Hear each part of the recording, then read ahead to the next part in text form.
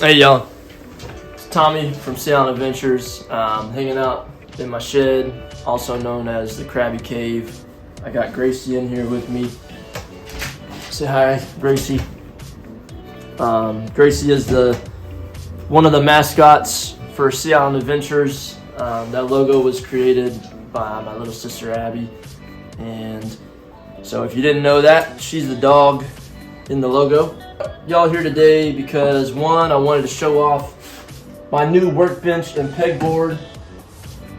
It's the little things, makes me excited. But also to talk about two different rigs that I've been using for sheepshead fishing. One of them works inshore and one of them works nearshore. So the one that works inshore for me is these homemade sweeper jigs from Randy at Lemon Island Fishing. They are a sweeper style jig, holds the fiddler crab. He's got different colors. I like the white with the purple because to me that looks like a fiddler crab's back. But these are working really good inshore for me. You can feel the bite really well because you've got a direct connection to the hook. The hook is nice, strong Mustad hook. It just works. Inshore, that's what I'm using. But for whatever reason, nearshore, they don't really work for me as well. I still catch fish on them, but the sheepshead don't bite these as much nearshore. I have caught some on them nearshore, but when I tie on a Carolina rig, that's where I'm getting more bites nearshore. Something about that leader letting that crab float up in the current, it just seems to get more strikes than the sweeper jig nearshore. And I learned that because I was out fishing. I had my friend Griff on the boat, and he showed up with a Carolina rig with a really long leader, and I had all mine tied up with sweeper jigs, and you know, we're all dropping down, and every time he drops down, he pulls up sheepshead, and nobody else is getting bites.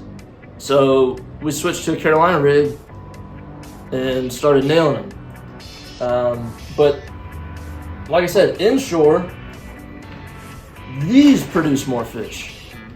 So I don't know if it's because the water's dirtier and you got that color, they kind of see it. Maybe the water's more clear out there on the artificial reefs. I don't know. I want to know your take on it. So yeah, let me know what you think, what you're using to catch sheepshead. These are the two rigs I'm using.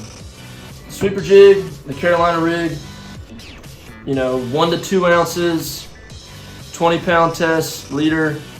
I'm using monofilament because it's cheaper and I don't really see the need for fluorocarbon for this application. And I'm using these Owner SSW size 1 hooks. I pay the same thing everybody else pays for them because I'm not that special. Maybe one day, but that's what I'm using. And I started snelling my hooks. I thought maybe having that line tie coming through like that, or really secure, would kind of help get a good hook set. I'm doing anything to improve my hookup ratio with these fish. I like to hook the crab to where the point of the hook is just barely coming out, and that seems to work best. So yeah, two rigs I'm using, Carolina rig and the sweeper jig from Randy at Lemon Island Fishing. I've heard of some people using dropper rigs, like a drop shot or a double dropper, single dropper.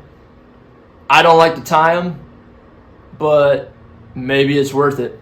So let me know what you're using to catch sheepshead. If you got any tricks to catch sheepshead, I'd be interested to hear. But I want to know if anybody else has noticed that because it's just weird to me. I would think if they eat these inshore, that they are also going to eat them near shore or offshore, but it just doesn't seem to be the case for me. So, great jig, Randy, from Lemon Island Fishing. If you're fishing inshore for sheepshead, black drum, redfish, these are awesome. Near shore, they're still awesome, but I don't get as many sheepshead bites near shore. I don't know why. So if somebody can explain that to me or tell me your tricks, I'd love to hear it. Thanks for watching. We'll see y'all next time.